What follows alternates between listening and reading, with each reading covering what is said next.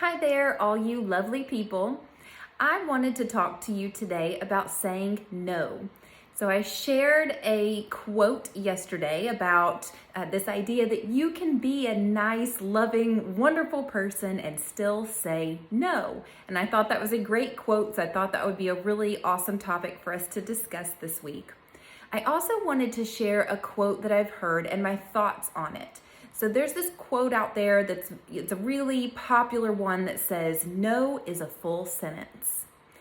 And my thoughts on this quote are twofold. I agree with the sentiment behind the quote, which is this idea that you don't have to justify your no. When you say no, no means no.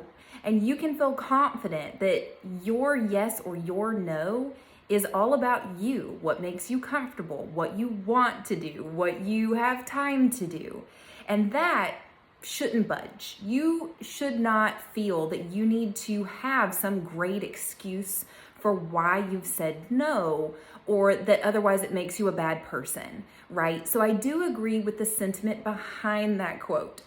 However, since my area of expertise is all about kindness and connection and being able to say things in a really loving and well-accepted way, I'm going to say that I disagree a little bit with the idea of just going no, because it is affronting. It can be rude. It can hurt people's feelings, and it doesn't fully explain why you said no or what was going on behind it. There's a difference between justifying yourself and smoothing over bad news. Okay, so that's what I want to talk about today. You can say no in such a way that you're still kind and connected and loving that person and assuring them that it's not them, it's you. And that is usually how I address it. So let's go over a few scenarios. Let's say that someone has invited you to an event that you just don't want to go to. I had this friend for a long time that was always in the habit of inviting me to these social events where she was the only person that I knew. And to be honest, I hate that sort of thing. I find it to be draining and irritating and awkward, and it's not relaxing, it's not fun. Sorry to be a stick in the mud. I don't enjoy that sort of thing at all. And I'm not gonna go just because she invited me in order to not hurt her feelings if I know that I'm gonna be miserable the whole time. So what I would often say in those instances was something like, "I'm really glad you invited me. I hope you have a really fun time." That sort of thing doesn't really sound like something that I would enjoy very much because I just don't like hanging out with a bunch of people that I don't know, but I really want to spend some time with you. So if there's a time maybe in the next few weekends that you might be free to get together for brunch, I would love to do that. I would love to spend some time with you. So just get back to me and let me know what works for your schedule because I really would like to spend some time with you. So my no was because of the event, not because of her. And I offered my no with an offering of, but here's what we could do instead that I would really enjoy. Here's another scenario. I was recently invited to a religious type event by a patient who was, just kind of giving these events to everybody that was involved in her care, the invitations to all these people that were involved in her care. And it was really, really sweet of her, but I wasn't interested in it. It really just wasn't the thing for me. So she gave me this envelope and she said, "There's an invitation in it to this event. I really hope you can come, blah, blah, blah." I personally don't ever say yes to something that I'm not intending to go to. To me, that's two-faced and I don't like it. I am not going to say, "Yes, I'll totally be there," and then not show up. I think that's very rude. I wouldn't want somebody to do it to me. I don't do it to other people. I would much rather give my no up front so that there's no confusion and no hurt feelings on the other side. So she gave me this invitation and she said, "I really hope you'll come." And I said, "Well, that's so sweet of you. Thank you for inviting me." And she pushed it and she said, "Well, do you think you're gonna be there?" And I just said, "I don't think that it's gonna work in my schedule to be able to come to it, but I really hope you enjoy it." And so in this way, and the conversation continued a little bit. We can get into more of that type of conversation in another video, but I didn't have to just say, no, that's not my thing, or no, I'm not interested in that, or hey, you're barking up the wrong tree, or whatever. I just said, it's not going to work out in my schedule to be able to come, but I really hope you have a good time. Again, I can say no and still, offer you really good wishes of having a good time. And it doesn't have to be full of, hate and discord and rejection and all of that sort of thing. It can still be delivered with a lot of love. So here's a third scenario where somebody might invite you to something that you don't feel comfortable with. So this obviously has not happened to me recently because I've been married for a really, really long time. But there can be a situation where maybe there is a man that's your friend who you kind of suspect might have a little bit of a crush on you, and you can tell that he's trying to make moves to go on a not date with you, right? You know what I'm talking about.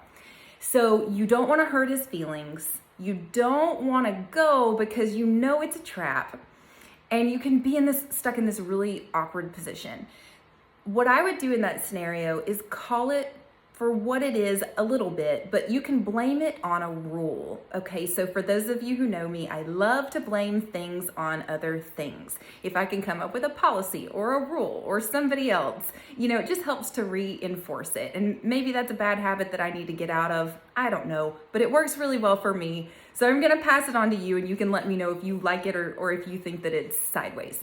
But if this were to happen, what I would suggest is to say, I really like spending time with you. I think you're a really awesome person. Since you're single and I'm single, I kind of have a rule where I don't go on any sort of lunch or event where it's just me and just a single male friend, because I feel like even though we're friends and we get along so well, I've had it backfire on me in the past, and I think it just helps to keep everything really black and white. So it's not that I don't mind going to lunch with you. I would love to go to lunch with you, but only if it's gonna be in a group, because I just wanna keep things really super clear between us. So again, it's not you, it's me. I'm the one that's uncomfortable. I'm the one that doesn't like those kind of events. I don't have time. But it can always be offered with love. But I hope you have a great time. I hope you really enjoy that event. You guys have fun without me. I'll catch you on the next go around. I'm really sorry that I couldn't be there, but I'll be thinking about you, and maybe we can get together later. Another time, I'll give you a bonus one. Another time where this might come up is when you don't have anything to do and somebody's invited you to something and you just don't want to go, or you want to go, but you're so worn out that you really know you shouldn't. In this scenario, it's okay to say no. And it's okay to say no without having a great reason why you said no. But instead of saying, well, I was really just planning on doing nothing this weekend. I mean, you could say that, but it's probably not going to come across very well.